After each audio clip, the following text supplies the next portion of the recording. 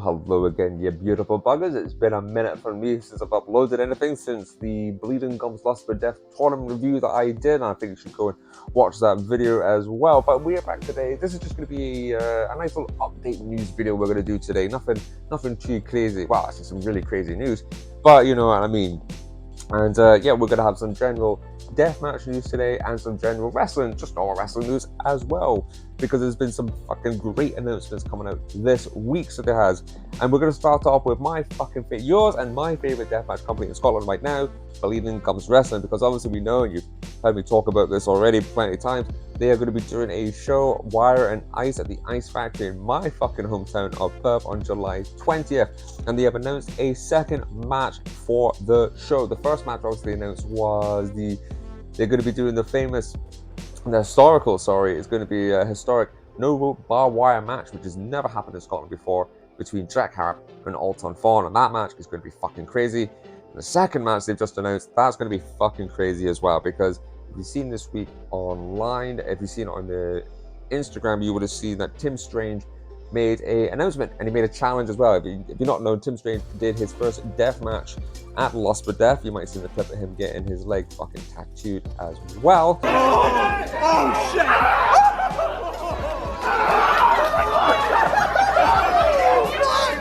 Yes! He decided, well, he's coming back for this show, and he's doing a singles death match, and he wanted to call out someone. If you're going to start in the deathmatch scene, well, he decided to call out one of the big names. And boy, this is going to be fucking excellent. Because he decided to call out Big effing Joe of the Deathmatch Outlaws. And if you know Joe, he is one of the biggest, not just UK deathmatch stars right now, probably international stars. He is fucking smashing it. He just also got announced for Tournament of Survival at GCW as well, and that's going to be one I would look forward to watching again, because Joe is always great to watch. He loves a tournament. That guy, he won GOD, he's won Tournament of Death, he won not this year but last year he won obviously Dead or Alive as well at TNT. So he is just constantly on fire. That guy, he is white hot. So him and he obliged. So Tim Strange called him out, and Jeff and Joe came back with another reply when he was in Las Vegas, swearing a lot in a casino somewhat as well. It was a really fun promo to watch, but he accepted the challenge of Tim Strange. And what they're going to be doing, because later on Bleeding Gums announced the stipulation for this fucking match, and we are going to get let me get this right, it's a Red Dead Redemption match. It's a bit of a tongue twister, that one. Obviously it's a reference to Red Dead Redemption, a video game that I've actually not fucking played, but I know it's a big keyboard game, and I know it's a very popular fucking game too. And when this was announced, well, I can't imagine what the fuck they are going to do. I have some ideas. I was messaging Tim Strange the other night, and he was telling me some of the weapons he has.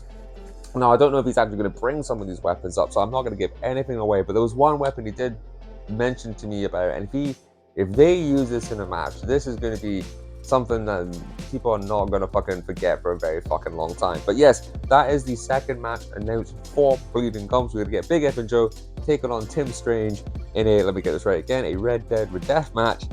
Fuck me, that is going to be fucking insane. So look, get onto the Eventbrite app, get to bleedinggums.com as well, and get yourself a ticket, because as far as I've been told, those tickets I've already got my fucking tickets, so those tickets are going fast, by the way. They are going fast, and it's only £25 a ticket. And compared to what I found out this week, what WWE are charging for their fucking tickets for the Glasgow show that they're doing, the Clash of the Castle. yeah, Bleeding Gums is a fucking bargain, trust me. And if you've seen the Lust for Death show, you know how fucking good their shows are. So, and plus there's no children, so we can all get smashed as well while we're there. So please go and get your tickets for that, and I cannot wait for that match. So yep, that's the second match announced for Bleeding Gums. And while we're going to stick with a little bit more deathmatch, because if you've noticed, today I got a lovely delivery of a Danny Darko t-shirt. Please go support the man. He is a fucking legend. I love that guy. And a few weeks ago you would have seen it was him, Clint Margera, and as I'd like to call him now, Wee Lou Nixon, because I'm not fucking him calling Big Lou Nixon, that's for fucking sure. Anyway, those guys were out at WrestleMania weekend, absolutely smashing it for the UK scene. Some brilliant death matches going on. The ones I certainly would recommend to go watch. I think it was from Ruthless Ruthless Pro, sorry. They had it was, oh my god, what was it? It was Danny Darko taking on Joel Bateman in a razor board match. Holy fuck, that was a really fucking good match to watch. Another one I would definitely recommend to watch as well was the Danny Havoc tribute match they did, and it was Clint Margera taking on Schlack. That was a really good match. Lou won some another belt. He won some of the rust belts, so he did. So that's unfortunately that's 3 titles he has unfortunately got now. Which, if I'm honest with you, I'm never going to hear the end of that. But anyway, so look, big props to all those guys smashing it for the UK scene while they were out there as well. So right, so that's kind of the deathmatch sort of news kind of that I had today. So we're going to continue. We're going to go on with New Japan. I haven't talked about New Japan in fucking quite a bit actually. Unfortunately, I've not had a chance to sort of catch up.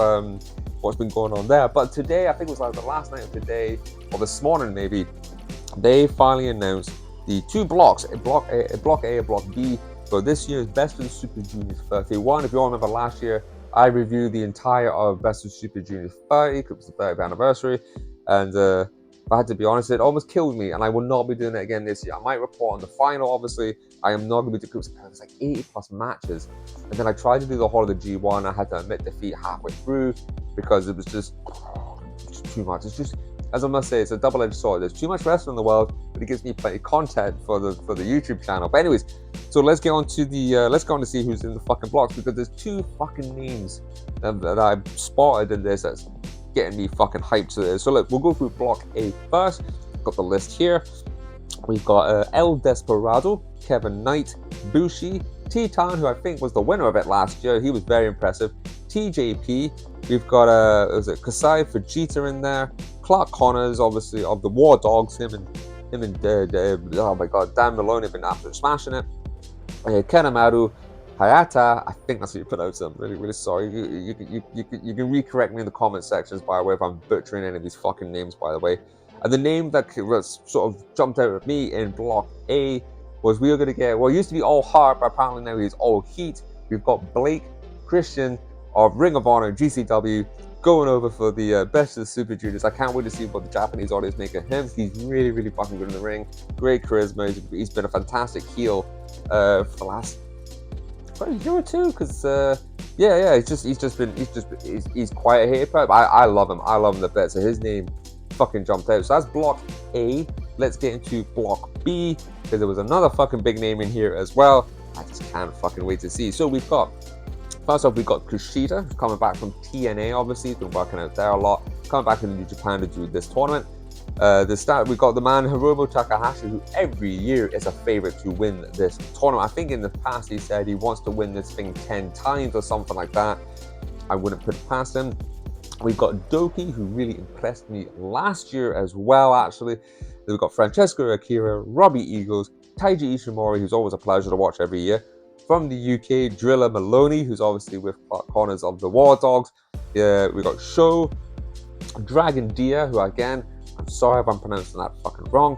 And the name that again in block B that came out of me, that fucking just popped out of me, was Ninja fucking Mac of Pro Wrestling Noah / well, he still does some work with GCW, but he's mainly based now at Pro Wrestling Noah. And that guy, we've not seen Ninja Mac before.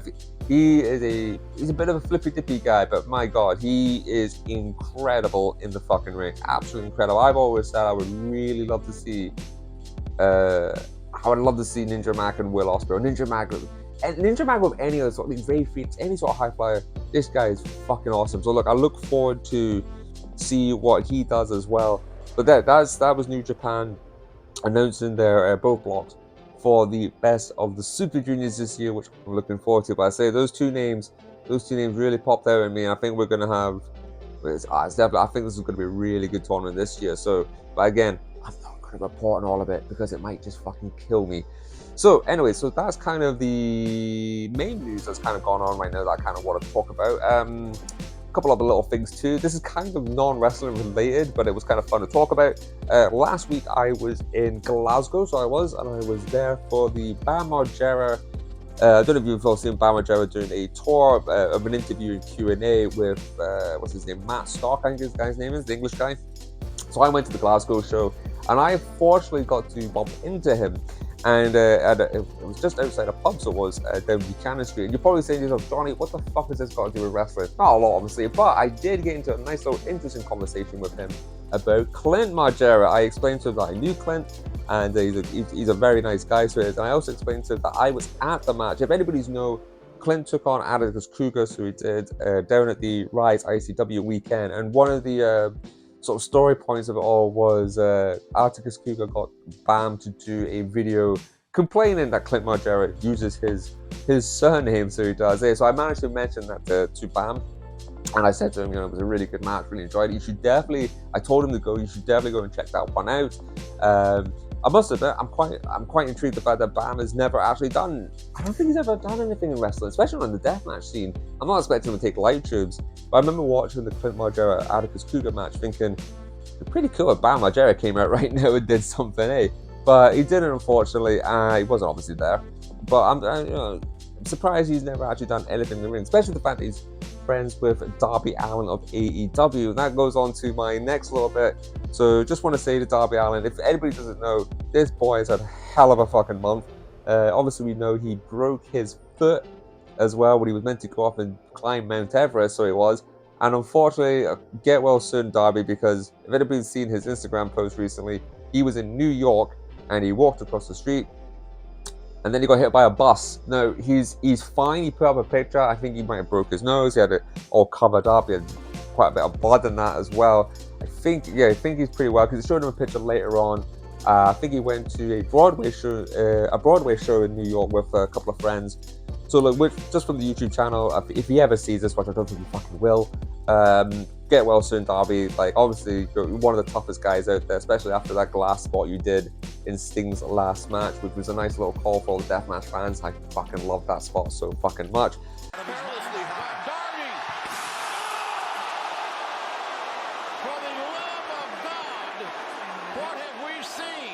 But yeah, what a terrible month for him. To get injured, not go to Mount Everest, then get hit by a fucking bus as well.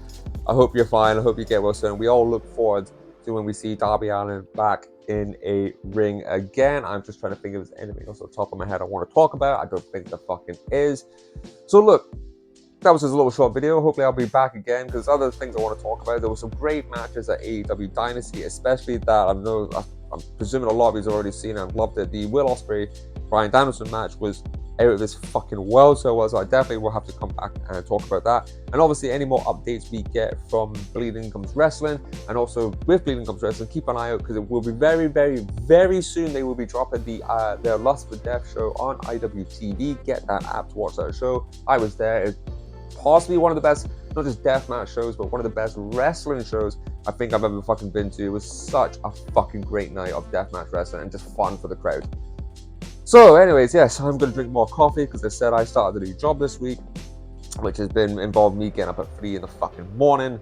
If you know me, I'm not really a morning person. But anyways, look, I hopefully will be back again with maybe more updates, more videos, chatting about whatever. Fucking leave your comments in the section below if you want, if there's anything you want me to fucking talk about. But look, anyways, go get your Wire and Ice fucking tickets now because they are going fast as fuck. And I will see you again soon.